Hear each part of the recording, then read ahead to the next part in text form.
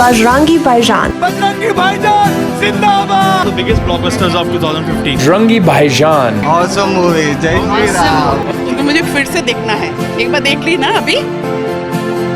Beautiful, beautiful, beautiful, lovely movie. इस तरह का मैसेज हिंदू मुस्लिम के बीच में होना ही चाहिए. मैं खुद चाहता हूँ कि मैं भी पाकिस्तान जाऊँ और इस तरह का कुछ काम करूँ. बहुत ही अच्छा है. People are loving Bajrangi in Pakistan. After Kick and Wanted and Dabangg kind of films, to have someone like him in an emotional role was something heart touching. और ये सलमान की मुझे लगता है उनके करियर की बेस्ट फिल्म.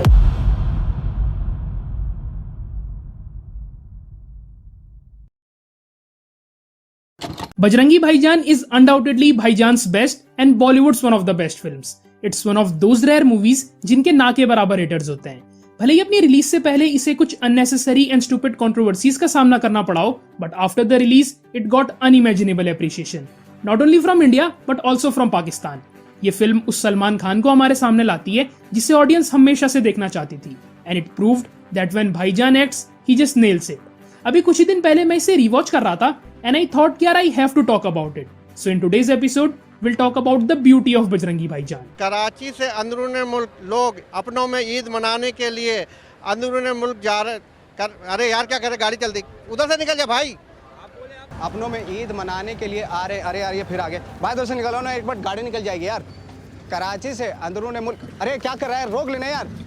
तो बजरंगी भाईजान की स्टोरी विजेंद्र प्रसाद जी ने लिखी है and initially Rakesh Roshan wanted to make it with Hrithik, लेकिन विजेंद्र प्रसाद जी फिल्म को प्रोड्यूस करना चाहते थे जिसके लिए राकेश जी डिडंट अग्री, तो ये आइडिया कभी भी मटेरियलाइज नहीं हुआ. बट कुछ टाइम बाद जब स्टोरी कबीर खान ने सुनी तो ही जस्ट लव्ड इट एंड उन्होंने फिल्म के स्क्रीन प्ले पे काम करना स्टार्ट किया. देन जब उन्होंने ये सब्जेक्ट सलमान को नैरेट किया तो उन्हें ये इतना ज्यादा पसंद आया कि he agreed to not only act but also produce the film. जब हमने फर्स्ट टाइम ये स्क्रिप्ट सुनी थी तो एक वो ग्रीड आता है ना कि ये फिल्म किसी और के पास नहीं जाना चाहिए.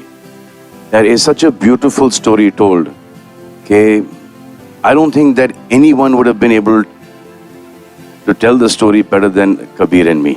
अब लेकिन बजरंगी भाईजान ऐसी कहानी है जो हाँ एक छोटे लेवल पे बोल सकता था मैं, एक बहुत इंटीमेटली बना सकता था, लेकिन बजरंगी कहानी इतनी इम्पोर्टेंट कहानी है. और मुझे लगा कि इतनी ऐसी कहानी है जो जिसका रीच बहुत स्ट्रांग होना चाहिए, बहुत वाइड होना चाहिए. इसलिए I decided to collaborate with Salman and Salman love the story. उन्होंने कहा कि मैं एक्ट करूंगा और प्रोड्यूस भी करूंगा.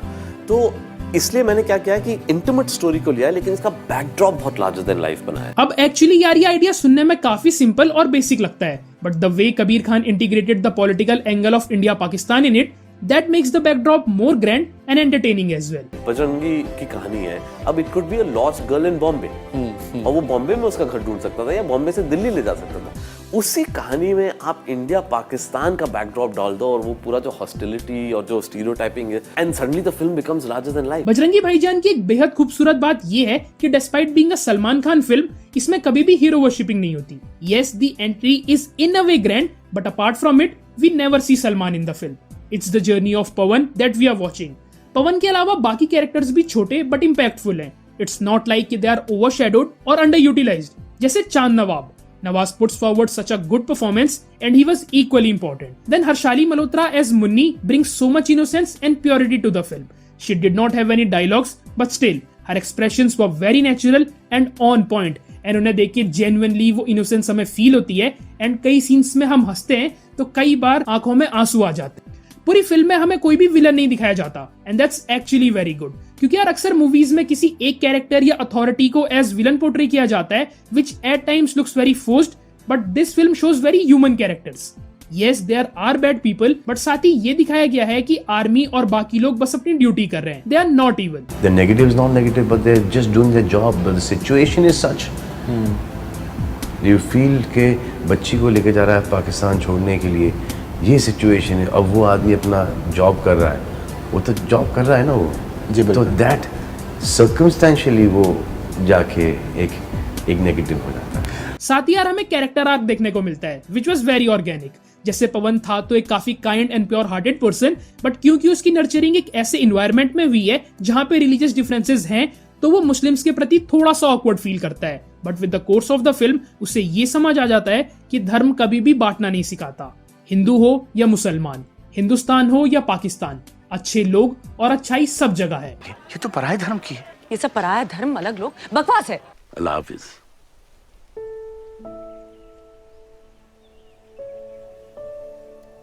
And that's really really great, क्योंकि यार फिल्म धर्म या जाति नहीं बल्कि मानवता की बात करती है। It really talks about humanity. Pawan जो कि पहले दरगाह के नाम से भी अनकंफर्टेबल हो जाता था, अब वो मुन्नी के लिए कुछ भी करने को तैयार है और कहीं भी जाने को तैयार है।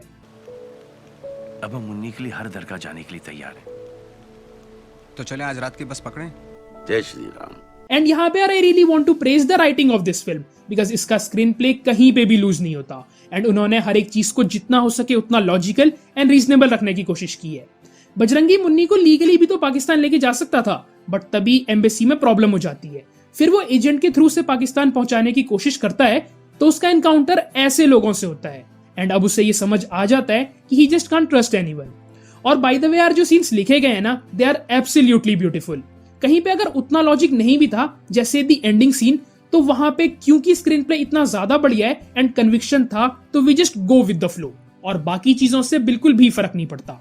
इसके अलावा भी यार जो छोटी छोटी चीजें हमें बताई गई हैं, आगे चल के हर एक का एक पे ऑफ निकलता है, which is not only satisfactory but also beautiful. तू घर जा, मैं तेरे बच्चों को लेकर आता हूँ।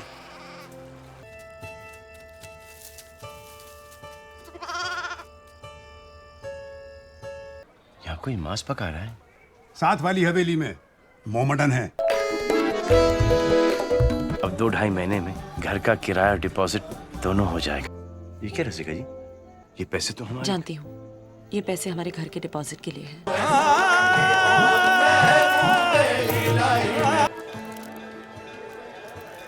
नहीं भाई साहब, हमें नहीं चाहिए। कितने की? चलो चलो भाई, अंदर चलो। अब हम मुन्नी के लिए हर दरगाह जाने के लिए तैयार है। जय श्री राम। प्लस मूवी को यार रियल लोकेशंस में शूट किया गया है, जो कि कबीर खान की स्पेशलिटी है and it adds a lot to the narrative and feel. क्योंकि as this film is about the journey of Bajrangi and Munni, तो रियल लोकेशन से एक एक्स्ट्रा फील ऐड होती है एंड मूवी में एक्चुअली डेप्थ आ जाती है। Kabir likes trekking and cardio, so he finds also locations कहीं बाहर, कहीं दूर, एकदम पहाड़ों के ऊपर। मेरे को मजा आता है लोकेशंस यूज करने में एक ऐसे तरीके में कि वो ऑलमोस्ट एज अ कैरेक्टर आ जाए मेरी फिल्म में, not just a scenic location. मेरे लिए लोकेशंस मुझे लगता है कि they are not just locations और backdrops, they are like a character in the film and I very strongly feel कि वही सीन आप किसी और लोकेशन में शूट कर लें तो मूड ही बदल जाए। सेट्स में मुझे मजा नहीं आता, मैं ऑनेस्टली कहूं, my creative juices stop flowing when I am in a set. And इसके भी ऊपर the music album, man it's so good. तुझो मिला एंड भर दो झोली are my favourites. There were really fun tracks like chicken song and selfie ले ले as well. And how can we forget तू चाहिए।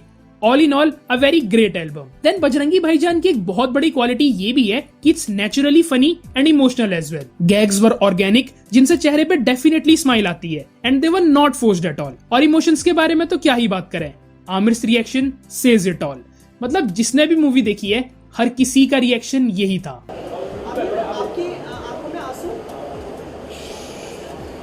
आपने देखी पिक्चर? बहुत कमाल। अच्छा, वैसे कुछ interesting facts. Did you know film के क्लाइमैक्स को शूट करना पूरे क्रू के लिए बहुत ही डिफिकल्ट हो रहा था, as this river was actually freezing, तो they had to make custom dry suits for Salman and Harshali, which was very expensive. It's cold, extremely cold, and it was a very long walk too. And walking up was difficult. After pack-up, walking down was even more difficult. ये पानी इतना ठंडा है कि आप 2 second के लिए अपनी उंगली नहीं डाल सकते हैं। तो I actually found this company in London जो ड्राई सूट्स बेचती है। एक सूट उस जमाने में 3-3 लाख के थे, तो हम वो ड्राई सूट्स लाए हैं। हमने डिजाइन किया कि सलमान शलवार कमीज पहनेंगे, बच्चे भी शलवार कमीज थे, तो एक्चुअली इन सलवार के नीचे इन्होंने हम ड्राई सूट जो 3-3 लाख के ड्राई सूट्स हैं उनको हमने काटा यहाँ पे वेस्ट पे, वो ड्राई सूट पहन के। That's the only way you can enter this water. मतलब इस पानी में आदमी कोई घुस जाए तो मर जाएगा। और क्या तुम्हें ये पता है कि हमने एक्चुअली आज तक मुन्नी की असली आवाज कभी भी नहीं सुनी, because in the climax the voice we heard was actually director Kabir Khan's daughter Saira's voice. So it was the final day of mixing.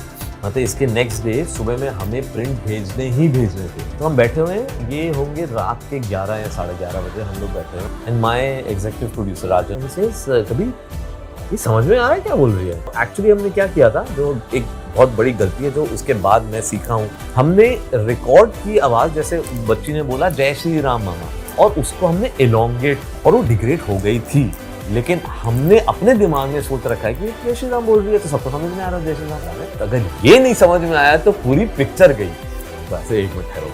तो ऐसे वो बाहर से वो जो गार्ड्स हैं इनको बुला, दोनों को समझ में नहीं आया। मैंने कहा मर गए। अब हर्षाली रहती थी पता नहीं बहुत दूर, उसको ला नहीं सकते। My daughter is the same age. मैंने मिनी को फोन किया, मैंने कहा यार सायरा को ला सकते हैं? सायरा तो सो रही है, उसका स्कूल है कल। तो बेचारी सायरा को सो रही थी, उसको उठा के मिनी लाई, गाड़ी में डाल के स्टूडियो पहुंची। तो बेचारी नींद में उसने चीखा है और रिकॉर्ड किया है हमने, और उसके लिए हमने फिर उसको क्रेडिट भी दिया। एक छोटा सा क्रेडिट आता है वो सायरा कभी।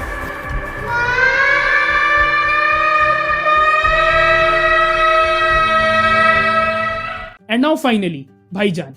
Yeah, according to me, this was hands down his one of the best performances.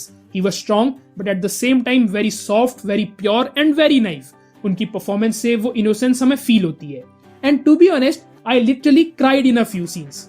और यार इसका एक सबसे बड़ा रीजन ये है ना कि he was really excited and passionate about this film. This wasn't like any other Salman film जहाँ पे he's just casually walking around या फिर वो अपना ही character play कर रहे हैं. No, he was truly committed and surrendered to this role, which proves कि whenever भाई is passionate, he tries, and when he tries, he freaking kills it. Yeah, usually तो you know it's always I mean there's ways I mean we just थोड़ा सा ग्लिसिन डाल दिया. But जब इस film की शूटिंग कर रहा था मैं तो बार-बार you know ये नरेशन सुनाई दे रहा था मुझे. The first time I heard the script, and every time there was a shot I was normal, sound, camera, action, and in the emotional moments tears used to come out.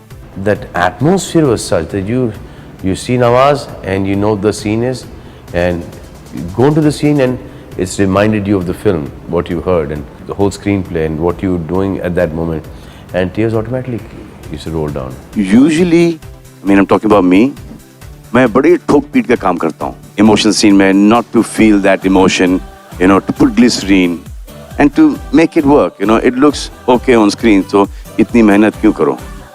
But in this film, I didn't even have to do that. I used to turn around in a shot, and there were tears flowing down my cheeks. It's never happened to me before. और यार I really hope कि वो अपना comeback करें, क्योंकि आजकल की जो उनकी मूवीज है वो तो हम सभी को पता है he is not giving a single flying fuck. तो I really hope कि वो फिर से अपने पैशन को जगाए. तो हाँ, बजरंगी भाईजान is a damn great film, और जितना appreciation इससे मिलता है, this film totally deserves it. जय श्री राम. But हाँ यार, ये तो था मेरा ओपिनियन.